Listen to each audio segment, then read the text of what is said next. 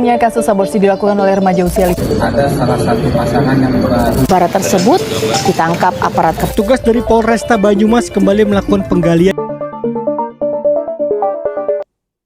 Selamat pagi semuanya, kembali lagi bersama kami di Forecast Forensik Podcast dengan saya Marco Hendro Matius Punu dan saya Rizky Zagartan Segiting beserta narasumber kita yang sudah lama terjun di dunia forensik. Bersama kita ada Dr. Ahsan Petrus, Magister Kedokteran Forensik, Spesialis Forensik. Jadi pada kesempatan kali ini kita akan membahas mengenai aborsi yang tentunya akan kita bahas dari kacamata forensik, di mana sebagai pendahuluan kasus aborsi di Indonesia setiap tahunnya mencapai angka 2,5 juta, di mana pelaku aborsi umumnya berada pada kisaran usia 20-29 tahun. Aborsi yang dilakukan di perkotaan dilakukan biasanya itu secara diam-diam oleh tenaga kesehatan, di mana itu persentasinya di perkotaan itu sampai 70%. Dan hal yang sama di pedesaan dilakukan biasanya oleh dukun dengan persentase 84%.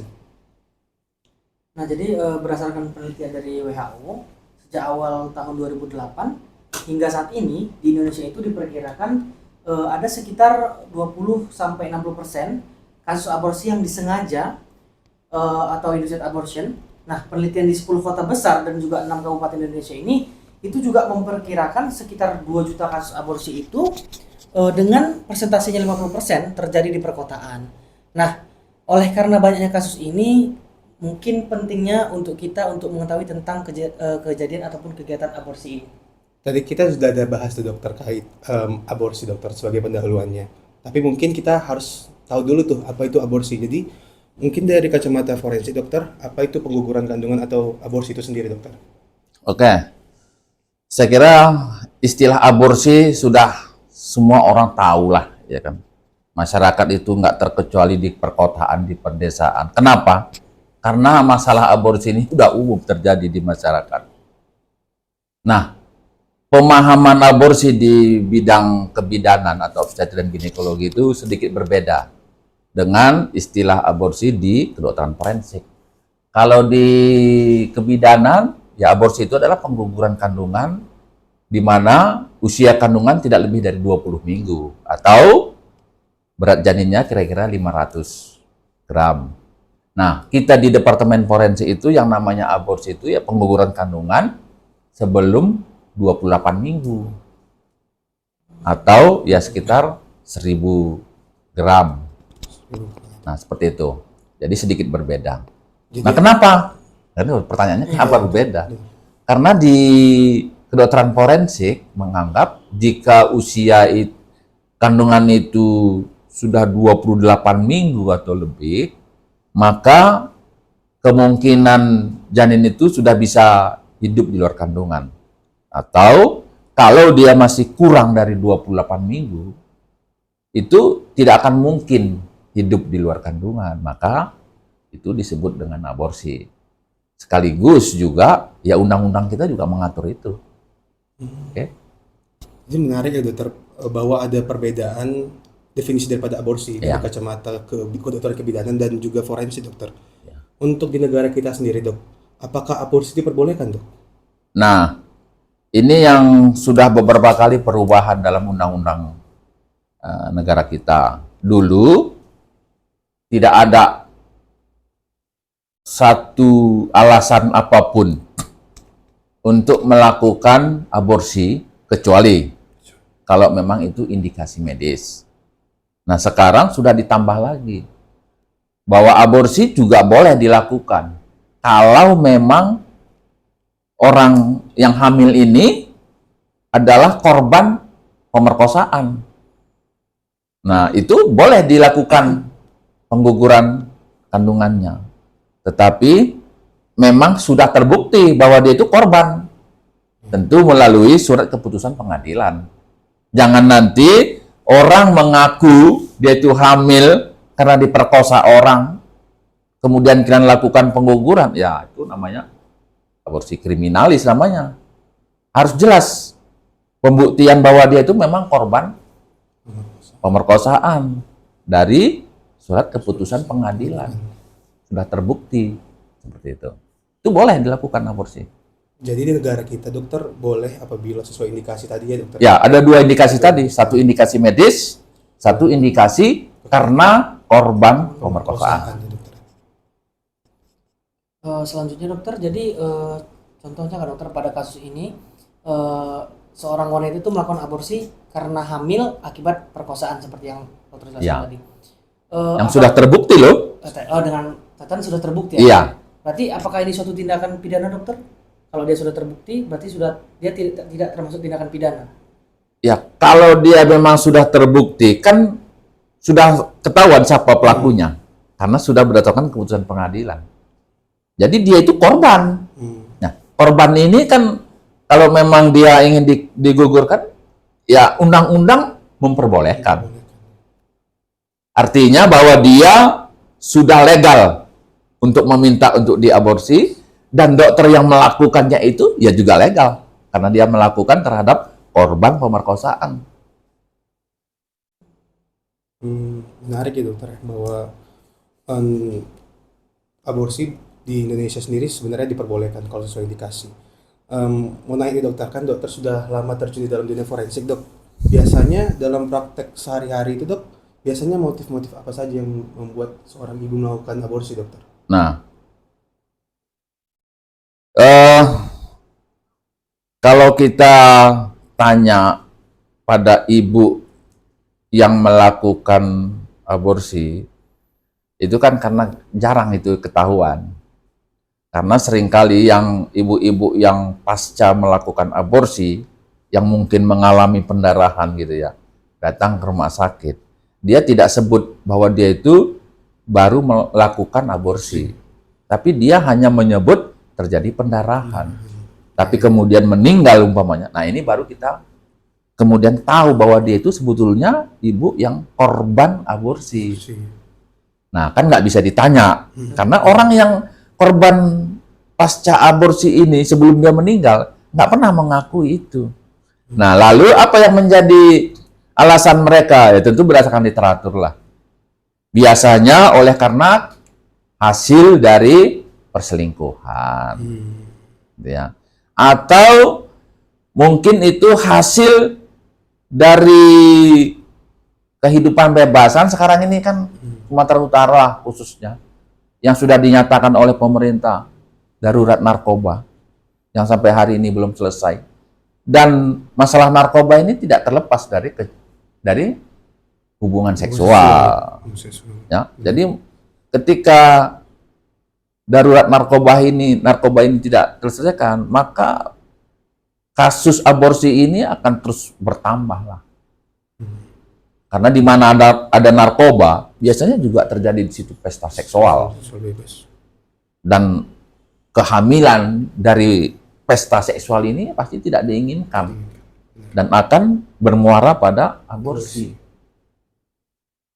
Nah, faktor-faktor yang lain saya kira ya mungkin karena anaknya sudah banyak seperti itu ya, atau ekonomi masyarakat yang mungkin sulit juga ya pasca pandemi, kemudian ya dengan sistem marketing sekarang ini juga ya banyak orang ya kena PHK dan kesulitan dalam hal berdagang gitu ya, dan ini membuat juga ekonomi kita makin sulit ya. Dan mempengaruhi lah terkait dengan kehamilan ini tadi. Oke. Mungkin kita kembali ke kacamata forensik tadi dokter. Mungkin kalau kita jumpai kasus aborsi dokter, apa saja tanda-tanda dalam forensik yang dapat kita temukan untuk memastikan bahwa hasil janin tersebut itu merupakan hasil aborsi dokter? Nah, ada dua kemungkinan korban yang kita temui atau yang dikirim. Bisa ibunya sebagai orang yang melakukan aborsi tadi, tapi kemudian meninggal, tapi bisa juga janin itu ya gitu ya. Nah kalau misalnya janin yang dikirim ya tentu bahwa tanda-tanda janin itu belum 28 minggu, ya kita lihat aja dari sisi ukurannya, kurang dari 35 cm, sudah pasti itu aborsi. Nah, itu ya. Di samping tadi, ya tentu kita kan juga bisa perkiraan berapa umur kehamilannya, kemudian bisa kita timbang berapa beratnya, kemudian nanti kita cek juga bagaimana paru-parunya. Nah, semua itu nanti akan mendukung bahwa itu memang aborsi atau kehamilan yang kurang dari 28 minggu tadi. Nah, kalau misalnya ada tersangkanya, kan bisa saja ada tersangka yang dibawa polisi, juga bisa kita periksa. Ya tentu tanda-tanda habis melakukan aborsi. Nah, misalnya ya ada terjadi pendarahan, kemudian ada bekas-bekas luka di alat kelaminnya. Nah, seperti itu. Ya. Dan bisa kita periksa air seninya. Tanda-tanda dia memang hamil. Nah, air seni itu kan bisa dicek 10 hari atau 2 minggu pasca melahirkan, atau ya dengan artinya sudah setelah keluar janinnya masih bisa dideteksi. Ya, 10 hari masih bisa. Apalagi baru beberapa hari. Kita cek, betul nggak dia memang hamil. Walaupun saat itu sudah tidak ada lagi janinnya kan gitu. Bisa kita periksa. Itu tadi tanda-tandanya ya, dokter. Iya. Jadi timbul pertanyaan dokter dari segi hukumnya nih, jadi penasaran. Jadi kan dok, kalau ada kasus aborsi itu, jadi dilakukan tanpa seizin dari pihak wanitanya nih. Tapi karena ada paksaan dari pihak laki-laki, jadi pihak laki-laki itu memaksa, tapi pihak wanita ini tidak mau. Jadi apakah itu memiliki hukum pidana yang berbeda, dokter? Ya, jadi suatu tindak pidana kan tidak selalu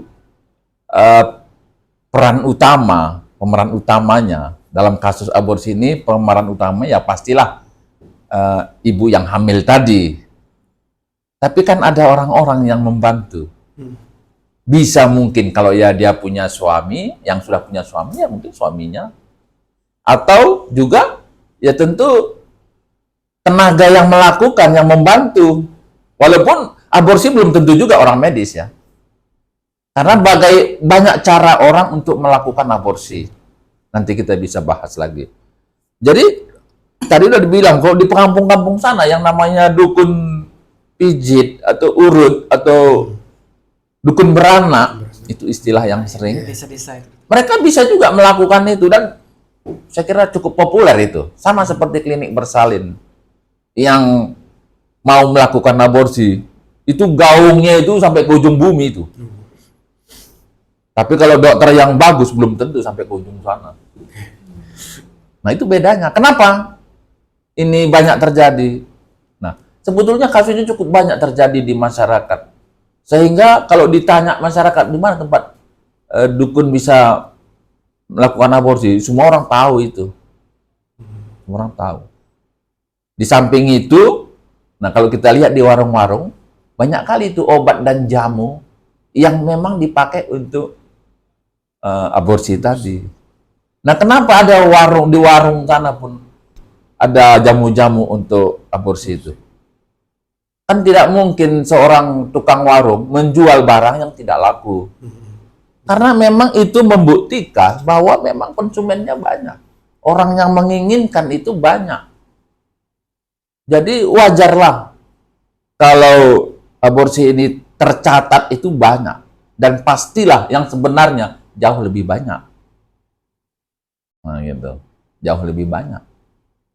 Kayak fenomena gunung es yang ditemukan mungkin 1-2, tapi sebetulnya ada 100 sampai 200 itu yang punya resiko untuk itu.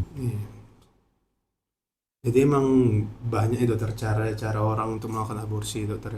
Ya, banyak cara-cara orang aborsi, mulai dari mungkin disuruh lari-lari, ya kan?